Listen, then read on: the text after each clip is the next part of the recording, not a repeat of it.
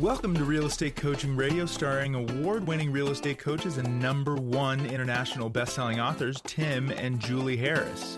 This is the #1 daily radio show for realtors looking for a no BS, authentic, real-time coaching experience. What's really working in today's market, how to generate more leads, make more money, and have more time for what you love in your life.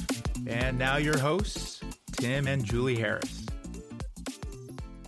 3, 2, 1, and we're back, and this is day 4. We are talking about negotiation. Without any further delay, Julie, let's jump right in. Yes, so as you said, this is part 4. So far in our previous parts, we've talked about get to know the house, whether you're on the buyer or seller side, get to know the buyer, get to know the seller, and now we are getting to do the deal. Now remember, the definition of negotiation is bringing 2 or more parties together to reach an acceptable outcome for all. So point number 1 in doing the deal, these are your guidelines, things to remember. Point number 1, always advocate for your client. Remember your agency agreement and your fiduciary duty. 30% of the real estate exam was on ethics. The questions were all situational. They are testing you on whose side you'd be on in negotiations or tough situations.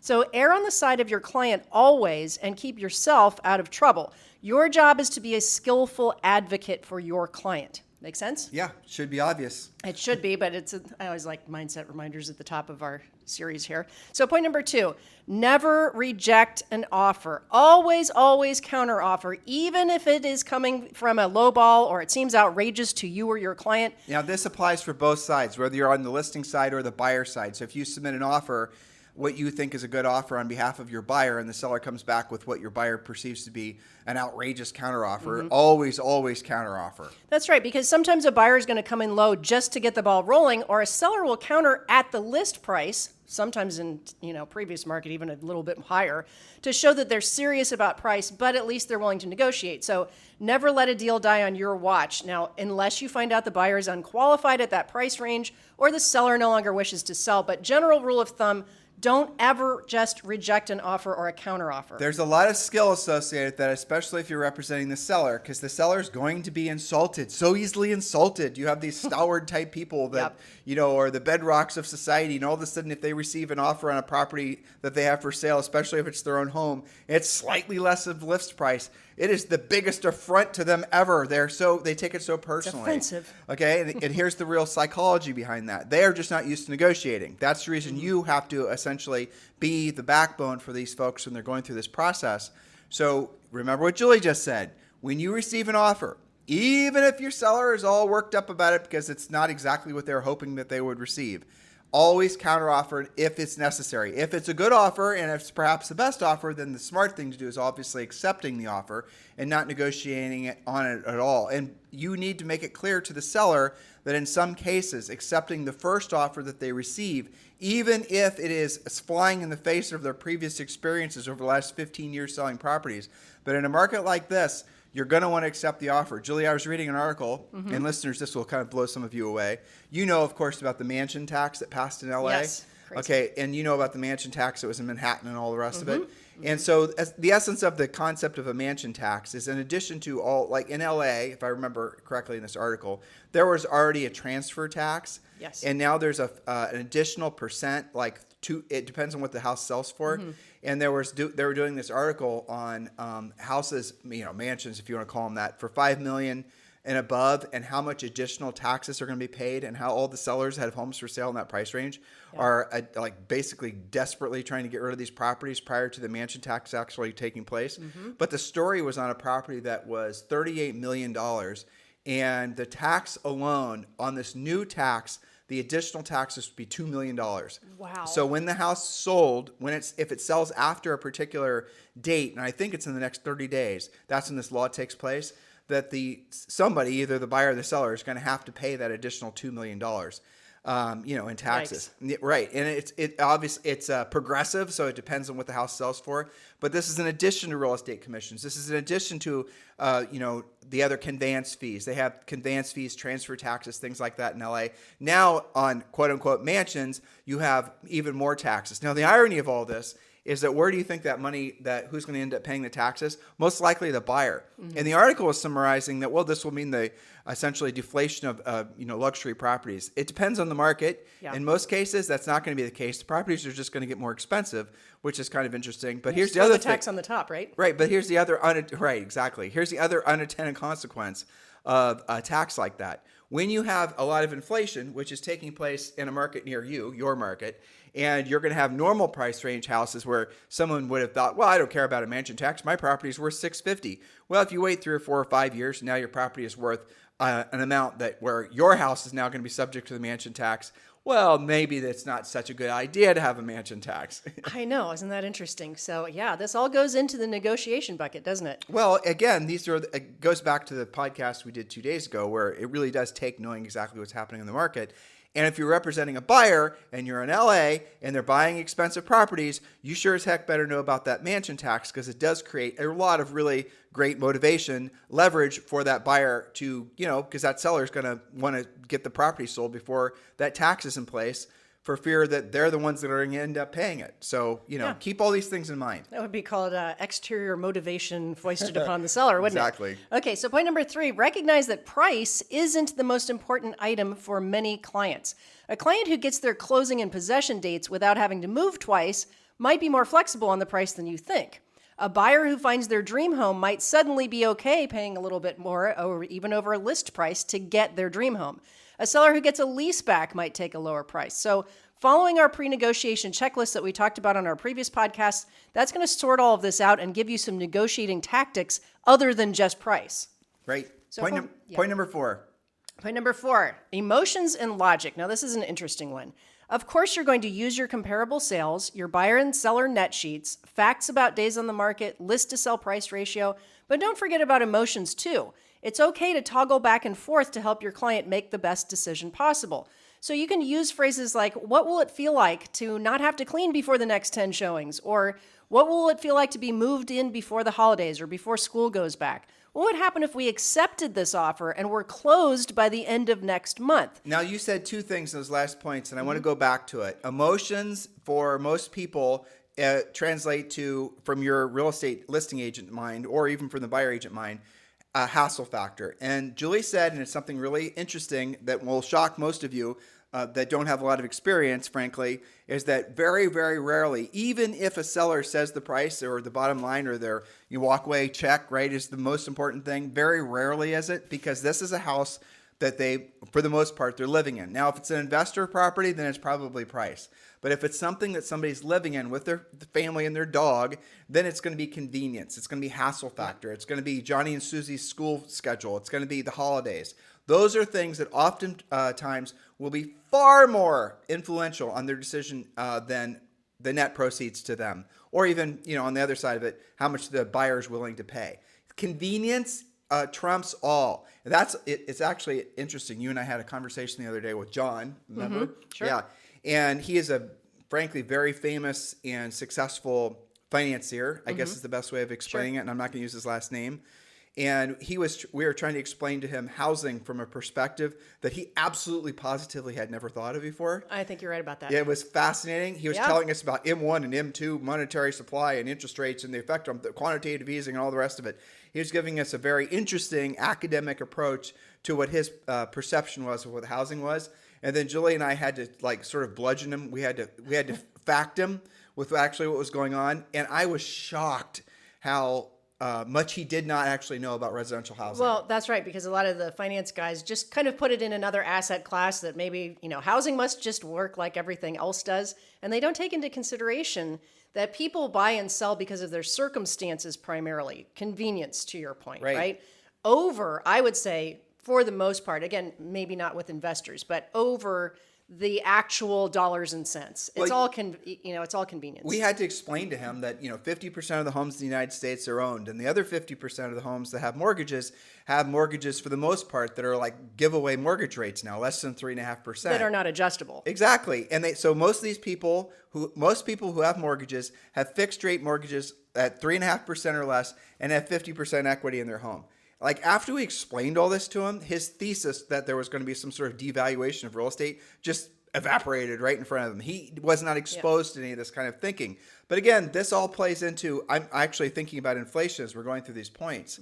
Guys, Julie and I have been talking with you guys about this on this podcast for years, about the effects of inflation. And about around COVID, when all this money started getting pumped into the economy, we were doing podcasts. We interviewed Peter Schiff and some other people, exposed you guys to larger ways of thinking about the ramifications of inflation on the housing markets. And now it's really coming home to roost. And I'm not going to, ramble on about this, but we will do a podcast about this. There's going to be some serious inflation that's going to re-enter to the market. When I'm not being political, Julie and I are never political on this podcast.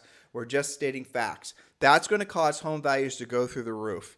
Real estate in particular is going to be one of the best things to own. If you own a home and you can buy another one, maybe you buy another one.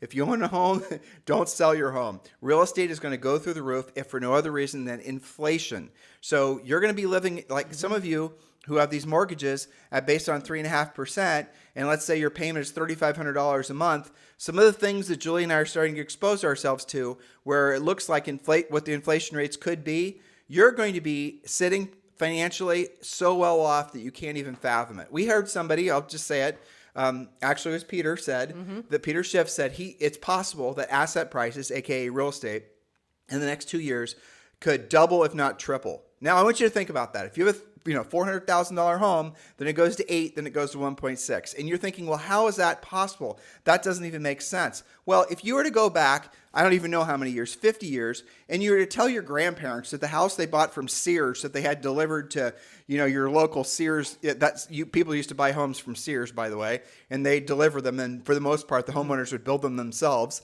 If you were to told them that the house that they just bought for $800 would be now worth, $1 million, they would laugh at you. That's called inflation. Some of you want to call it appreciation, and I guess it sort of feels the same way. But at the end of the day, that's the cycle that we're in now. We're going to do another podcast on that because it is very interesting. But here's the big takeaway. You guys are blessed to have real estate licenses. You're incredibly lucky because built in with the inflation and the rising prices on homes is going to be a pay raise for all of you. You're going to get a massive pay raise on the homes you sell because of the fact the prices are going through the roof. Congratulations. That's right. The only question is what you're going to do about it. So back to negotiation. Point number 5, practice professional courtesy. Don't be overly aggressive, abusive, or manipulative to the other side. You're going to meet that agent again on the other side of a different deal. The seller might, not the seller, I should say the listing might expire if it doesn't get sold. Hopefully the seller doesn't expire with it, right? So the buyer might take themselves out of the market and come back in 6 months. So you've got to be professional. Practice reputation management, meaning your own, by being the rock in the transaction, not the drama king or the drama queen. Your clients will always be stressed when negotiating. That's guaranteed. You've got to take the stress away instead of fueling it. And so why do agents bring their drama? Because they're trying to rationalize their value. And so what an agent will do, an inexperienced agent will do is, inexperienced could also mean somebody who's been in the business for a long time, but just hasn't really psychologically worked through why they act like, they're the center of everything when it comes to negotiating a deal. It's because they feel insecure about the money that they're making, and they're trying to do a little, art and performance art basically on behalf of their client so the client thinks that they're doing all this work because after all, why would, Bob be under so much stress? It's ridiculous. What you're doing is you're being unprofessional and you're actually adding stress to the transaction that could result in the transaction actually not happening. Yeah, that's right. Sometimes the agent is actually the problem, not the clients, right? Yeah, okay, for sure. So point number 6, know if and when your client is actually willing to walk away. How do you know that? Well, test them on that notion by asking them, if I call you Mr. or Mrs. Buyer tomorrow and I let you know that the other offer was accepted, how are you going to feel about that? Or if you have the listing, if I call and let you know that because we did that last counter, the buyers walked away and bought something else, how are you going to feel about that? You've got to know if and when your client's willing to walk away. And it's not always at the point you think it is. And this is all a scripted approach, right? So for example, when you're dealing with a seller, and let's say you get this house is listed for $750,000, and let's say you get an offer in, and the offer is say $700,000, and the seller is going to be like, "That is ridiculous!" Drama. Okay, and you could say, "Mr. Seller, I completely appreciate the fact that this offer is not in alignment with your expectations or even maybe the market's expectation, but I've got a question for you. If it's 2 weeks from now or a month from now, and we don't have another offer, or the next offer we get actually is for less, I want you to think about this. How will you actually feel? What will that do to your plans to move in the next 90 or 120 days? Because, Mr. Seller, here's the thing.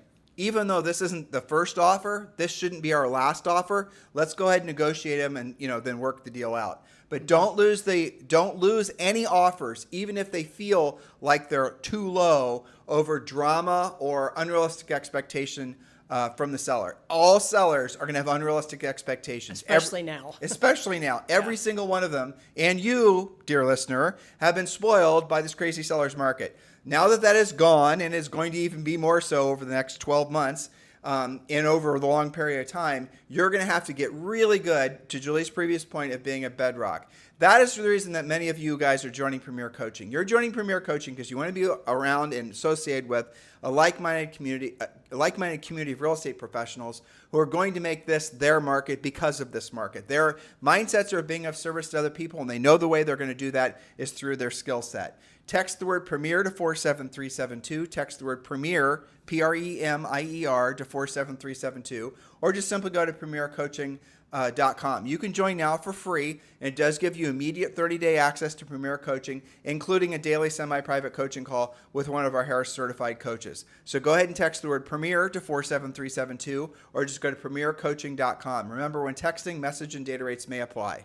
So point number 7, I want to set this up for a second. This should say, realize that what a client says is a deal killer may or may not actually be. And what I'm talking about here is the distance between when you listed a property or when you started working with a buyer and the things that they say in the beginning versus when you actually have a real offer in hand or when you finally find their dream home, right? Because you don't really know until there's a legitimate offer on the table with real numbers to consider. This is why you never advise just to reject an offer or counteroffer. The client's circumstances or their motivation or their time frame may have changed in the time that the house was listed or in the time that they were looking. So don't make any assumptions without the facts. Julie, it's listed for $800. We're not going to take a cent less than $800. That's what they say when you list the property. Exactly. But then what happens after they give up nights and weekends trying to keep the house clean, trying to get Johnny, Susie, and Bob the dog. 3 open houses later, Bob's exactly. the dog now. Right. Now all of a sudden, they didn't tell you this, but they're actually way more flexible on price.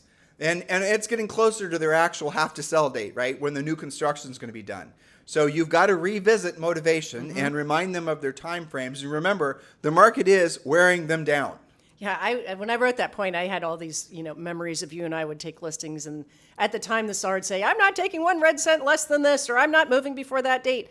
And then you have a real offer in hand, and sometimes it was completely different than how you thought they were going to react. It. Yeah, take it. Let's just get it done. Yep. So interesting. Well, it's because it's causing stress in their lives, and you initially, it was ego basically. Why do sellers overprice? Here's a little advanced coaching for all of you. They overprice because of ego. Even though you show them the logic of the pricing based on what the market's value, what the market says the house is worth, right? The CMA clearly says the house is worth X, and the seller thinks the house is worth more than X. That's their ego, and they don't, if you try to confront them oftentimes in an unskilled approach, they will fire you if you were lucky enough to get the listing in the first place. So you're going to have, this is the bottom line. Working with buyers is physical labor. It's you out there hoping and praying that they buy a house, giving away your nights and weekends. Working with sellers is really mental labor, psychological labor. But once you learn these skills, they're indelible. You can use them anywhere. You can use them in any market. And the beauty of it is your competition, once you're a skilled listing agent, is virtually nobody. And you'll be surprised. Here's another little special advanced coaching for you. There are virtually no agents right now. And I love you guys. We're just like you guys. But what I'm about to hit you with is a truth bomb.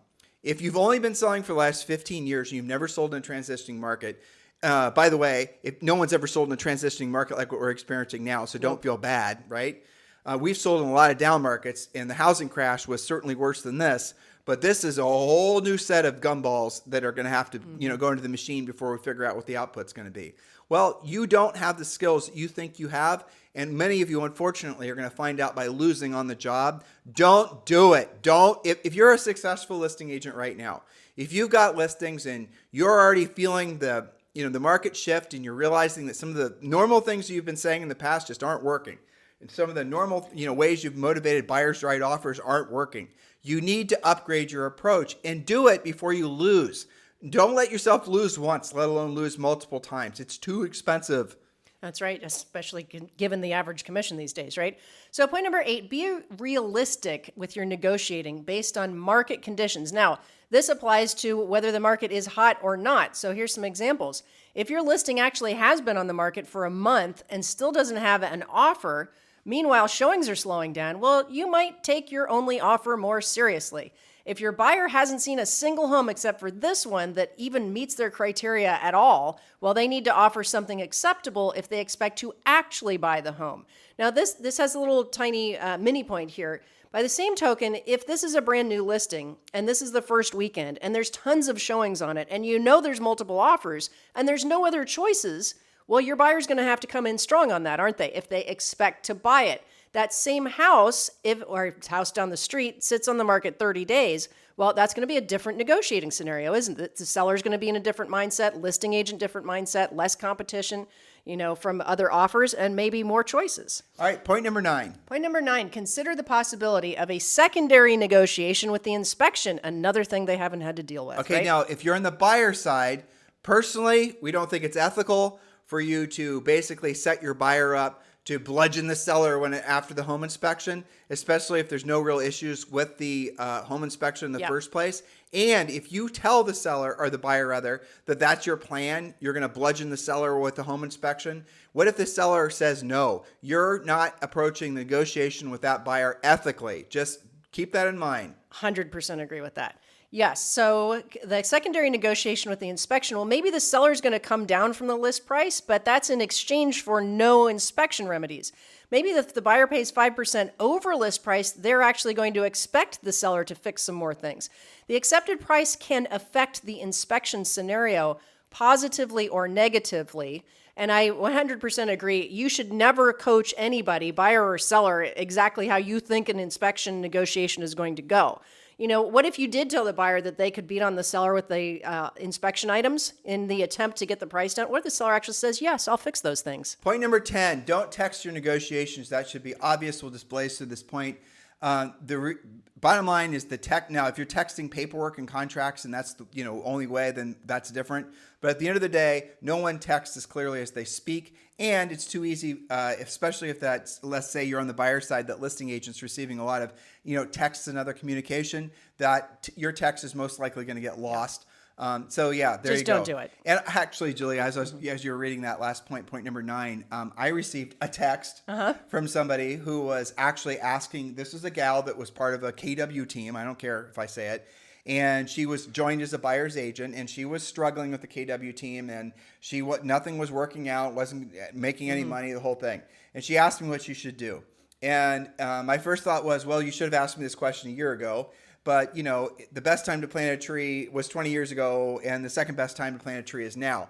So here's what I suggested to her, and I'm suggesting all this to you guys now. Oh, here's what I was going to tell you.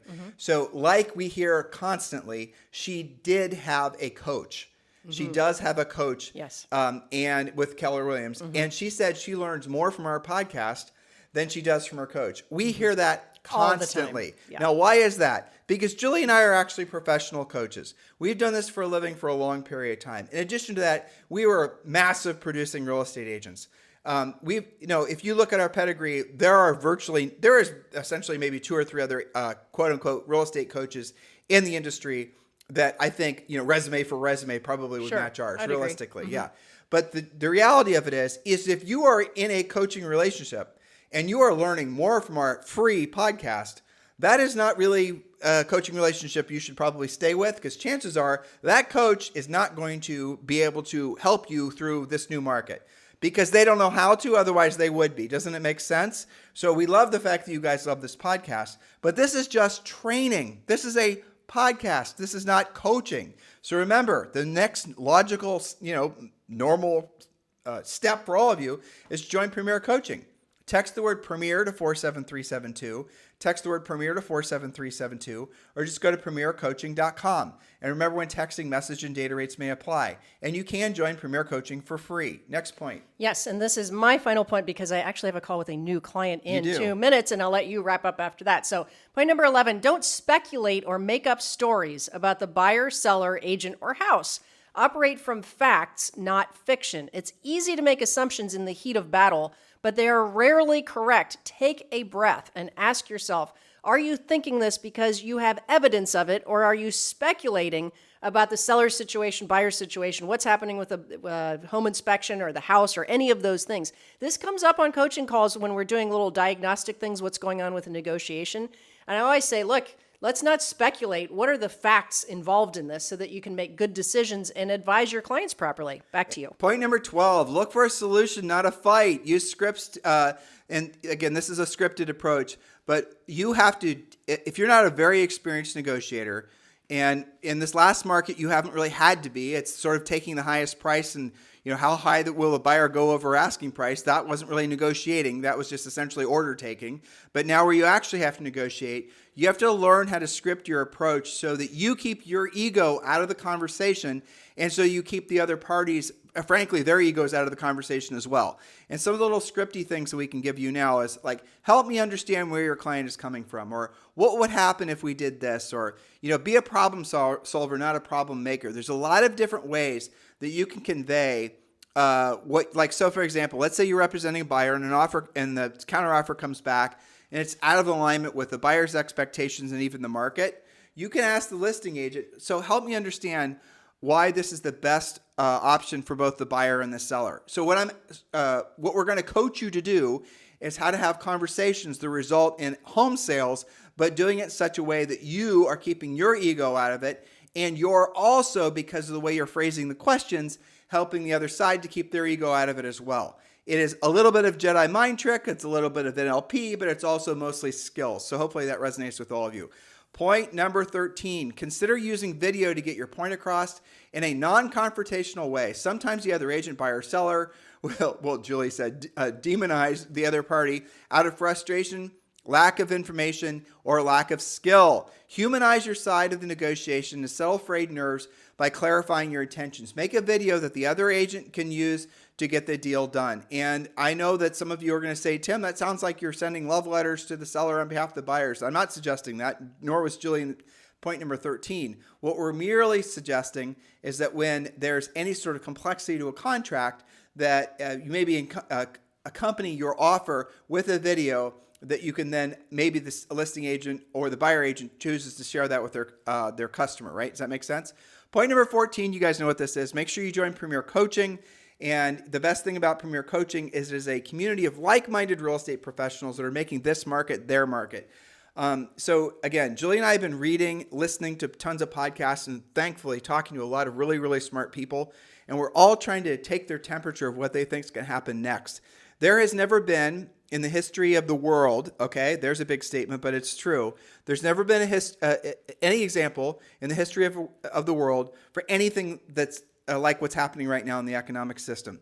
A whole bunch of reasons, but I'll give you the biggest one. There's never been a currency, the US dollar, that essentially is the reserve currency for the world. There obviously are exceptions, right? The yuan and other countries, the euro, but a lot of other countries use the US dollar to do their major transactions. It's called the petrodollar, for example, because at the end of every trading day, the accounts are settled in US dollars.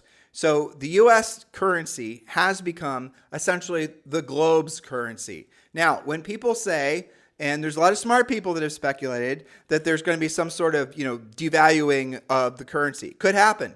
Some people are now speculating that because it looks like the inflation is going to be let to run rampant because the Fed has said that they're not raising interest rates, or they might raise interest rates another something this year, they're going to essentially give up to the inflation. They're going to lose the inflation war before they even had a chance to truly fight. Why?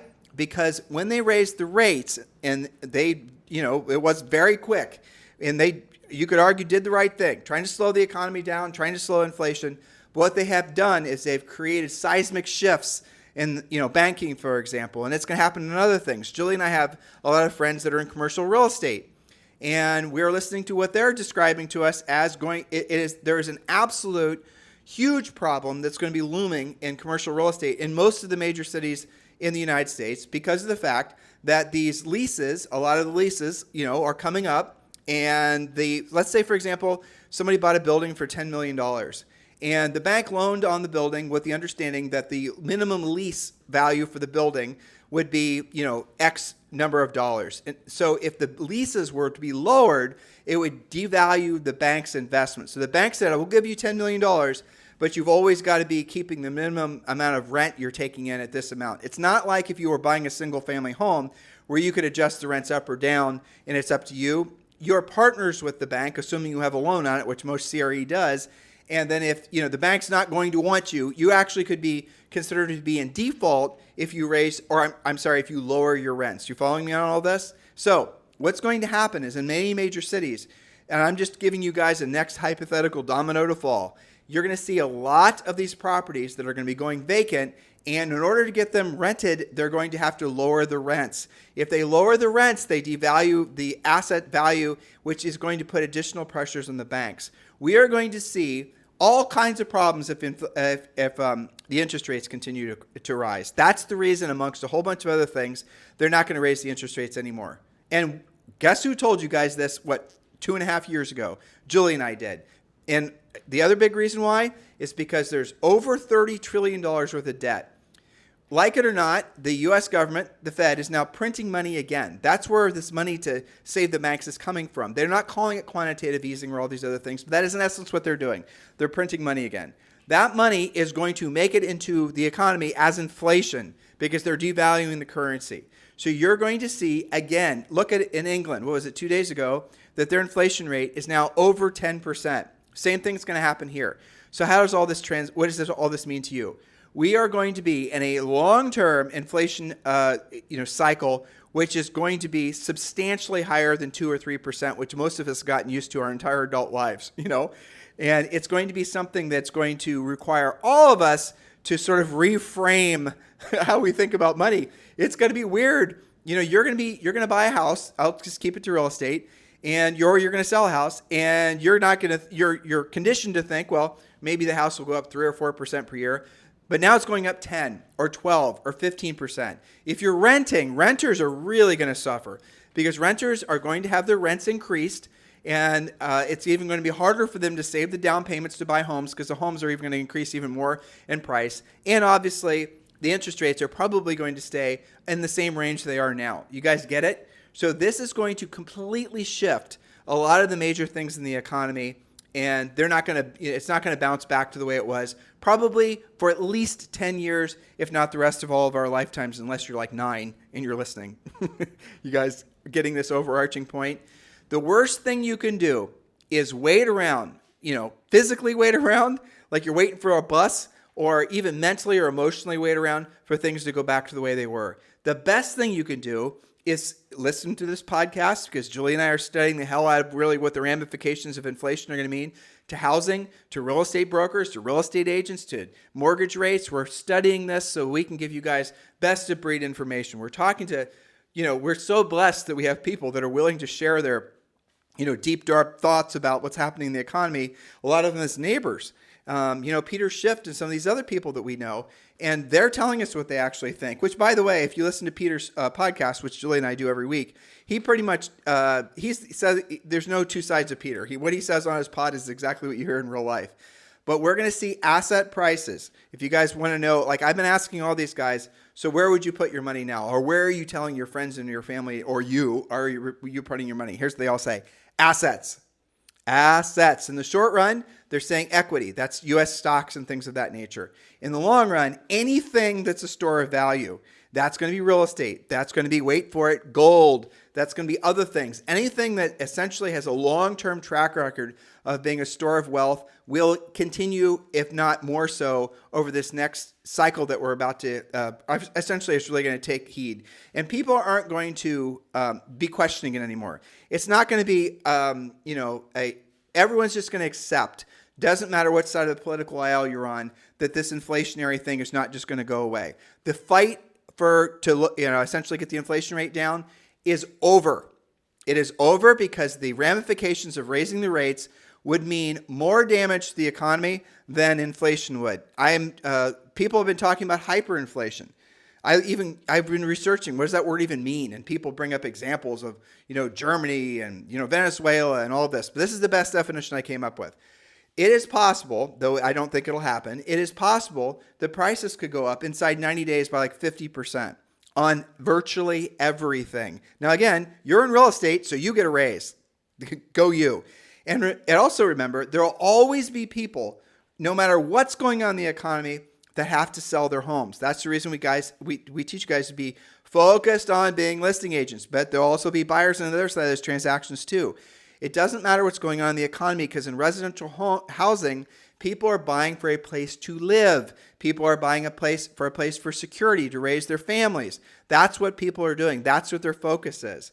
The types of things in an inflationary environment like this, the types of housing people buy, the places people choose to live will change. You already saw that after COVID, right? We saw ranches and other little farmland areas start to really take off. Those types of properties are just getting started. So, Julie and I have a little cabin in Murphy, North Carolina. All those areas now that can be serviced by Starlink and all these other, essentially communication. Well, Starlink pretty much is going to be the best of breed as far as getting online. That means you're going to have people, for example, out of Atlanta, which are going to choose to leave Atlanta for whatever reason, taxes and lifestyle, quality of life, and they're going to go to some of these more rural areas. There's going to be massive trends that started during COVID that are going to be accelerated like you cannot believe over the next, really, I think 12 months. Be excited about this. Don't be intimidated or scared about it, but just make sure you're not playing catch up. Start observing what's happening. Talk to your friends. Start really trusting yourself and what does your intuition tell you. Read more, listen to more podcasts. Stay away from the drama. Stay away from the news. The news is all politicized garbage. All of you guys know that now. Go out of your way to really become your own best financial advisor and make that your mission, because then you'll start making clearer thoughts. Focus on fewer things in an economy like this, not more things. And the number one thing you should focus on is making sure you have the skill set to help other people through this. I don't know if you want to call it a transition, but let's just call it transition. Because that's where your value is going to come in. If everyone else is basically walking around with their arms up there, not knowing what the hell to do, but you have an approach that is going to be based in skills and logic and you not being dramatic with how you express yourself or how you're, taking on solving other people's challenges, people are going to flock to you like you can't believe to be of service to them, to help them buy or sell real estate. This is the reason that this skills-based market is what many of you have been waiting for. You just didn't know it. You didn't know how well you can do in real estate because we were in a market that frankly was fake. The last market we were in was artificially enhanced like you can't believe. Well, you believe it now because you're starting to see the ramifications of it, aren't you? So I'll give you this too. We don't expect there to be any sort of massive, if any, depreciation anywhere at all. Some of you are waiting around for there to be a homes on sale sign in front of every house. It ain't going to happen. Inflation offset and will continue to offset any, I think, even remote chance that there was going to be depreciation. That's just the case. There'll be exceptions. There might be a community where some major employer goes out of business or whatever. But even beyond that, we've already seen how the government will react in times where there's any sort of fear of devaluation of real estate. They allow people to do forbearances. They do all these other kinds of things. So this is a brave new world. We're not necessarily advocating one way or the other. We're not being political. We're nothing like that. We're just observing. We're passing this information along, and we're doing everything in our power to make it so you guys can be of service to other people. That is our mission. Our mission is to be of service to you. Then in doing so, hopefully you're going to be of service to your buyers or sellers. Be leaders in your homes to start with. Be leaders, lead yourself, then lead your family, and then lead your community. That's really where it all starts, but it starts with you having the confidence that comes from you having the skill. I know this does not resonate with all of you. I know some of you just want a shiny object to latch onto. You want to be told about the latest Facebook whiz-bang idea to generate buyer leads. I know some of you are addicted to that stuff. So here's a question for you. How is that working out for you now? And knowing that it's not, why do you think there's any chance that all the shiny object stuff is going to work? If it didn't work for Hoot in this past market, what makes you think it's going to work in the new market? Start living by the, essentially Julie and I's personal creed, which is if you want ever increasing levels of success in your business and personal life, do what you don't want to do when you don't want to do it at the highest level. If you dear listener, make a list of all the things you want to do the least in your real estate business. All the things that you absolutely will never do.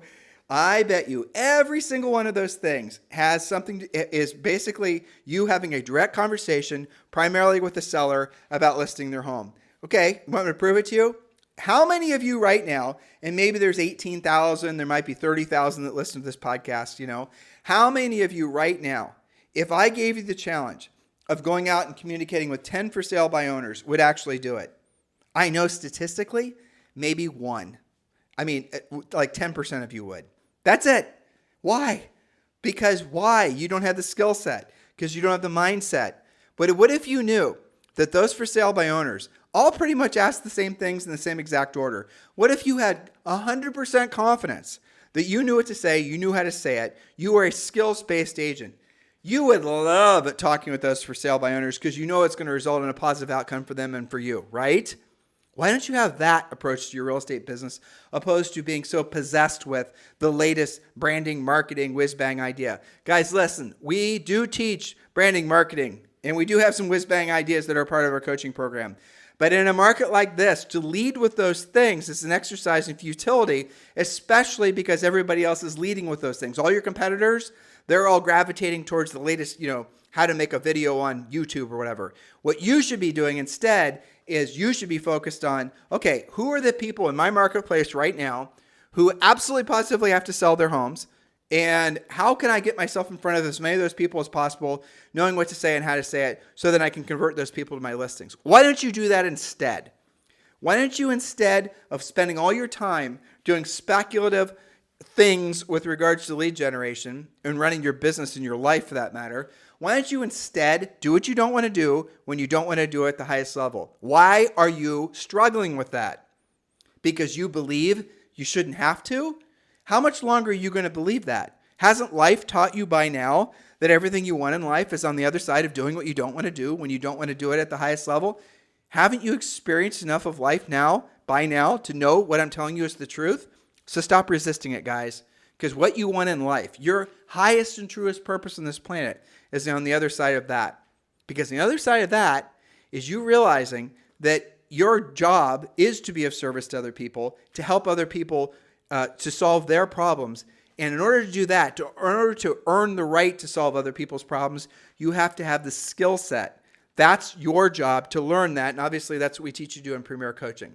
So guys, thank you for continuing to make this the number one listened to daily podcast for real estate professionals in at least the United States. We're honored and absolutely beyond thrilled to have all of you in our lives on a consistent daily basis. It means everything to us that Julie and I are able to live our life's mission, which is being of service to you. Please pay that forward, and please do consider giving us a 5-star review on iTunes.